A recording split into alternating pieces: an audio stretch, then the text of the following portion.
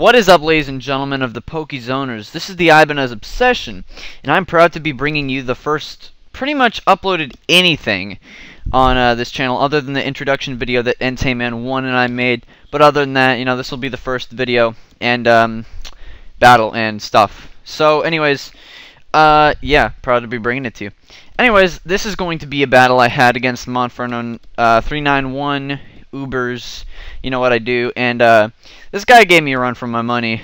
In all honesty, I don't know. I just wanted to use this sand team, for goodness sakes. I was like, all right, sand can do well in Ubers. It can do it. I just gotta play good with it, and I'll actually stand a chance. And you know, I'm gonna show you guys what it does. So let's get to this battle, shall we? So yeah, I'm challenged by him, except for I challenged him on the Smogon Wi-Fi Battle Finder. He battled Shofu a little bit ago. He got 5-0 though, but I told him he was good because he actually did play his butt off in that battle, so I knew this was going to be a good battle. So I don't want to take a Fire Blast to the face, so I'm going to switch out into my Napoleon, showing Europeans how it's done. Anyways, he's going to set up his Stealth Rocks. I figured he would either do that or Fire Blast. I did not want to take any hits, but again, he's a pretty good player. So I go for the Stealth Rocks, and he outspeeds me, or outslows me actually, goes for the Roar, and I go into my Dap Ball. Now here's where I make the only good prediction you will ever see me make in the beginning of battles. I predict him to go into his possible Arceus Ghost, because looking at his team, I figured, he probably has an Arceus Ghost. And you know what? I got that prediction right. So now I'm in great, you know, control right now, because I got in my Napoleon against a Ghost type. And I knew he was going to do that. I'm just saying, because, I don't know, it just looked like he would have an Arceus Ghost, so I was like, well, might as well test it out. So I'm just going to go for the Crunch here. I didn't want to over-predict. Kind of figured he would bring in this thing because, you know, this Groudon takes his Crunch like it's nothing. And Tyranitar actually has pretty decent regular attack. Yeah, the physical attack. Anyways, so I got to switch back out because I don't want to get hit with that Earth. And I go into my Overlord, because, you know, I'm just looking over everything like a boss. And he sets up a sub, and that's not very nice. I was quite afraid of the sub. Fortunately, though, for me, this is actually the set where I run Hidden Powers, Hidden Power Fire, and not just Draco Meteor's a special attack. So luckily that will be enough to take out his sub, as he actually wants to set up a Swords Dance. But, you know, I'm just like, no to that. So, yeah, you know, yeah, gotta get that big threat out of here. So he's gonna switch out. He's going to bring in his Ocarina of Time. And I just hit this thing with a big Draco Meteor. And that's not going to feel too nice, even though this thing probably is special defensive. And as you will see later in this battle, I'm going to run into problems with this thing. Yes, yes, yes, I will. You're going to see it. Oh my gosh, this Dialga. Okay, so I switch out here and I bring in my Napoleon because, again, we got to get the sand up. And that's cool. So I got my Sandstream. I figured he'd probably Draco Meteor me or something. Now, I've seen the Smogon set before. It's Draco Meteor, Roar, Stealth Rock, and Fire Blast. Pretty self-explanatory when you think about it. I know he has the Fire Blast. But, as you will see later, and I know that its EVs are 252 in HP. And I know it does, I can't remember what the defensive EVs are. I'm pretty sure they're mixed. But I know it doesn't run any speed EVs. I knew it didn't run any speed EVs, but you're going to see later on where I make some stupid plays relating to this. So I get like the 10% chance of burn on this Groudon, which really sucks for him. But you know, that hacks is going to come back to haunt me later. So he brings in his Reshiram, making a great prediction, as I am going to switch out, not wanting to take a hit, into my Giratina. So yeah, he's making some good plays now too. So not bad, dude. I don't want to, you know, get hit now. Here's where the hacks comes back on me. I'm telling you, it's like one turn later. I get up my sand. He's going to go for the Dragon Pulse. And you know what? He's going to get a freaking critical hit and take out my sand. So, that's not good, because now Excadrill's not going to be putting any work in this battle.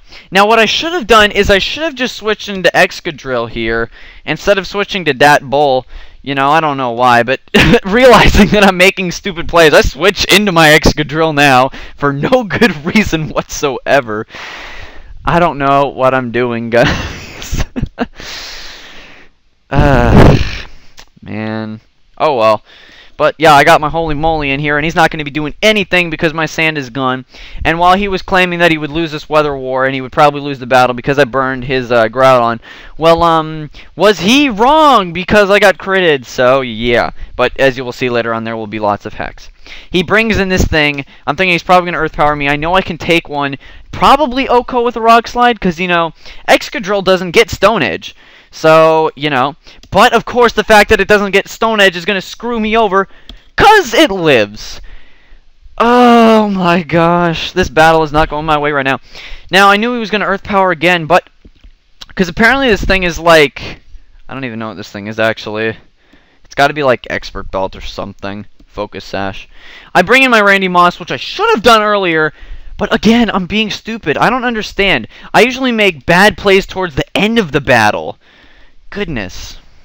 Now, I go for the Calm Mind here, and, well, as you will see, again, I'm being stupid. So, I'm going to predict him to switch out and just go for the Ice Beam, but, you know, I could have just also killed with Judgment, so whatever. He brings this thing in, I go for the Ice Beam, and it doesn't do a whole lot. And now the Hex is going to come back around as he misses his Dark Void and loses his Darkrai. So, in all honesty, I don't know. It's just that my sand's gone, so I'm not sure if that made up for the crit, because that crit really made a big difference on this battle because I lost my sand. So I go for the Ice Beam. This thing lives, and he goes for the Fire Blast, and now the Hex is coming back yet again as I'm going to get burned. Now, I'm trying to think about why I didn't do this. I knew he was going to switch out into this stupid Shaman, but as predictable in the way I play, I just attacked it anyways. Instead of going for the recover when I could have saved my Arceus. So now I'm in a tight position. I go into my Giratina and I'm like, wait a second here. I'm pretty sure Dialga can outspeed me, right? No, it doesn't, and I switch out for whatever reason when I could have taken this thing out with an HP Fire. I bring in my Raw Beast, and oh my gosh.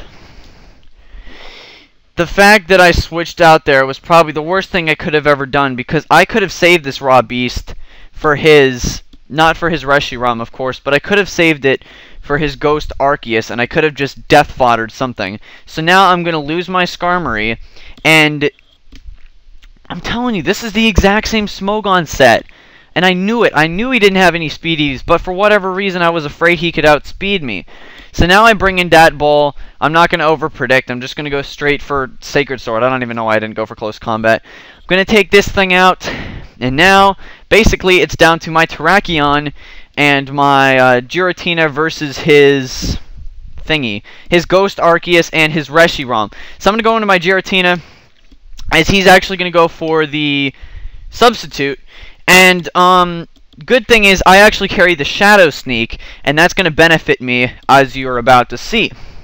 So he's going to go for the Swords Dance. Of course, he can't hit me with extreme speed, which is quite fortunate. And now I'm like, come on, KO, please, I beg of you. And you know what? Once again, I don't get the KO. So now, I'm going to lose my Giratina. So, you know, he's going to go for that big Shadow Sneak. And, of course, I don't hit. He's going to take me out with Shadow Force. Now, it's down to my Terrakion. All I got to do is hit 2 Stone Edges to win the game. Go into that ball. It's time to do what we do. So, and PO happened. It appears that we're the worst time. He goes for extreme speed. I can actually take 3 of those. I go for the Stone Edge. I hit the first one. I'm like, alright. I know I've played badly in this game, but it all comes down to this. Hitting a move I never even hit twice. Brings in the Reshiram. I'm like, get the Turbo Blaze. I'm like, hit the Stone Edge. And I miss. And that's going to be good game Monferno391. I'm going to be humble about this and say that he played a much better game than I did. That one play at the beginning of the game meant a little bit, but the way I played the rest of the game, I really didn't deserve the victory. Just all those bad plays, thinking that Dialga outsped me. If I would have taken that Dialga out right then, I probably would have won the match, but I don't know what I was thinking at that time. You know, plays are plays, and at least I learned from my mistakes. But hey, if it wasn't for my bad playing, the Sand team would have won. So yeah, Sand rules and Ubers. So yeah, you know how I love my sand. Cause hail, I used to like hail, but hail is just so annoying with stupid wall rain. Anyways, so yeah, good game on Monferno391, and we'll see you guys again tomorrow for a new upload to the Pokezoners. See you guys next time. Bye.